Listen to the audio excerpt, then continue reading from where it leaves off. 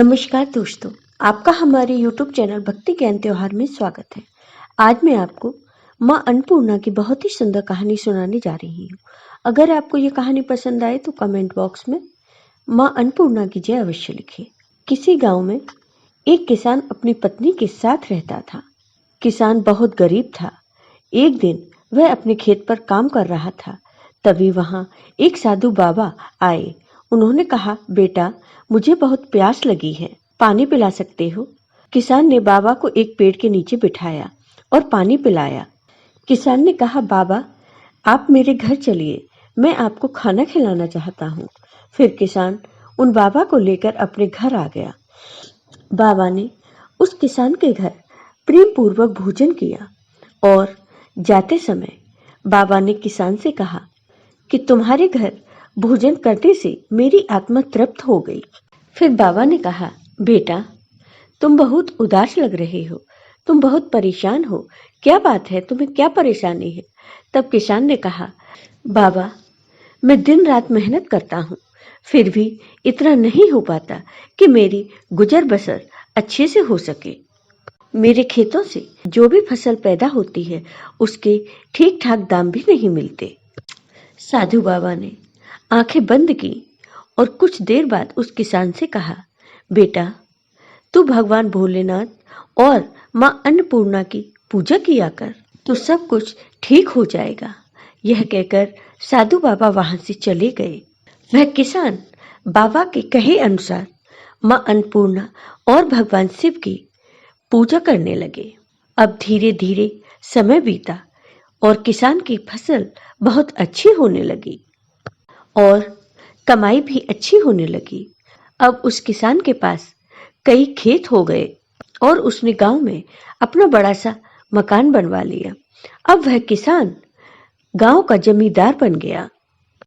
जब उस किसान पे पैसा आ गया और वो सेठ बन गया तो उसे बहुत घमंड आ गया और उसने पूजा पाठ करना भी बिल्कुल बंद कर दिया। एक दिन की बात है, किसान की पत्नी ने अपने पति से कहा कि अन्नपूर्णा माता ने हमारे भंडार भर दिए और भगवान शिव की कृपा से आप एक गरीब किसान से एक सेठ बन गए, लेकिन आप भगवान को ही भूल गए। पूजा पाठ करना आपने सब बंद कर दिया। तब उस किसान ने कहा कि यह सब मेरी मेहनत की वजह से हुआ है। तुम्हारे भगवान मेरे खेतों में काम करने नहीं आए थे, मैंने ही मेहनत की है। मुझे किसी की पूजा करने की कोई जरूरत नहीं है। अपने पति की बातें सुनकर किसान की पत्नी को बहुत दुख हुआ। वह घर में बने मंदिर के सामने बैठकर रोते हुए बोली, हे माँ अन्नपूर्णा, हे भगवान शिव, मेरे पति को क्षमा कर देना। पैसों ने उनकी आंखों पर पर्दा डाल दिया है। एक दिन की बात है, एक दिन वह किसान अपने घर के बाहर बैठा हुआ था।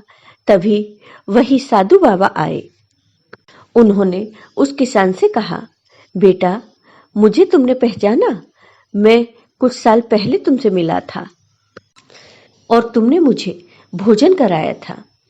बाबा की बातें सुनकर उस किसान ने कहा, अरे बाबा, यहाँ कितने साधु संत आते रहते हैं, मैं आपको नहीं पहचानता, और अगर आपको पैसे चाहिए तो आप पैसे ले लो। और उसने साधु बाबा को पैसे दिए।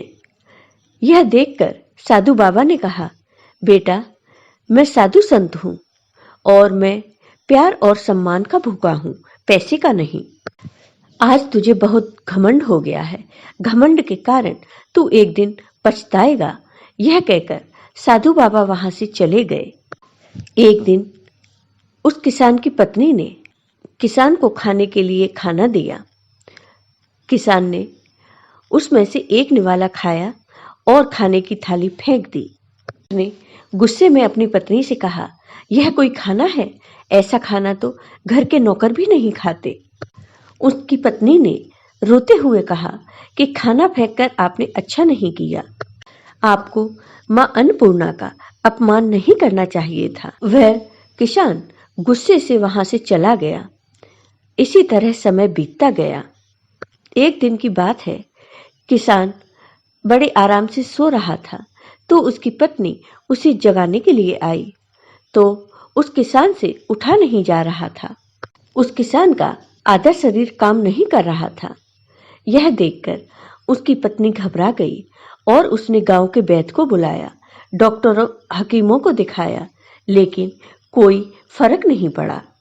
धीरे धीरे घर में रखा सारा पैसा उस किसान के इलाज में खर्च हो गया और जो मजदूर खेतों में काम करते थे उन्हें मजदूरी नहीं मिली, तो उन मजदूरों ने उसके खेतों पर कब्जा कर लिया।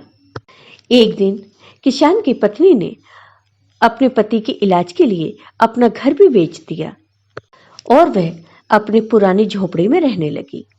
किसान पड़े पड़े रोता रहता और उसे अपने किए पर बहुत पश्चाताप हुआ। अब उसका सारा घमंड चला गया। एक दिन उस किसान की पत्नी अपने पति के लिए दवा लेने जा रही थी। रास्ते में उसने देखा कि वही बाबा एक पेड़ के नीचे ध्यान लगाए बैठे हुए थे। उसने बाबा के पास जाकर उनके पैर पकड़ लिए और रोने लगी। तब साधु बाबा ने कहा, क्या बात है बेटी, तुम क्यों रो रही हो? तब किसान की पत्नी ने साधु बाबा को पूरी बात बता दी। तब साधु बाबा ने कहा, बेटी, तुम्हारे पति ने मां अन्नपूर्णा का अपमान किया है, उसे अब कोई नहीं बचा सकता। यह सुनकर किसान की पत्नी ने कहा, बाबा, इसका कोई उपाय बताइए, नहीं तो मैं भी प्राण त्याग दूंगी।